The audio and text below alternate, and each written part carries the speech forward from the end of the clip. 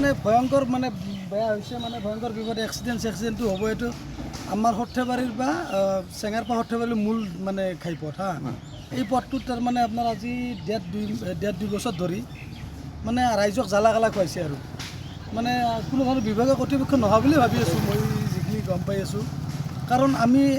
already বহুত কমপ্লেইনো কৰা গৈছে বহুত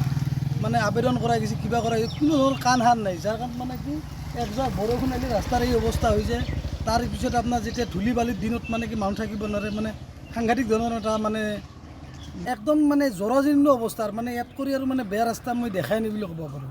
আমাৰ এই অঞ্চলত আপোনালোকে নিজে চাওক দেখক অলপ আগবাঢ়ি কিনে দেখা পাব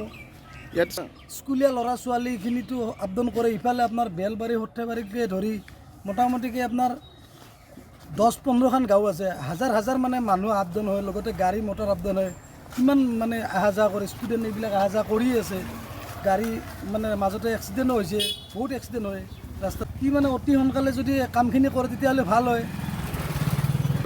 নাই নাই কোনো ধৰণৰ আমাৰ আজিকালি চকুত মানে কি পৰা নাই বা প্ৰত্যক্ষ কৰা নাই আমি দেখা নাই এনেকৈ এই 150 মিটাৰ দূৰত নগৰ নিৰ্মাণ বিভাগৰ মানে অফিচ কাৰ্যালয় কিন্তু তেওঁলোকে গমো পায় আবেদন কৰা হৈছে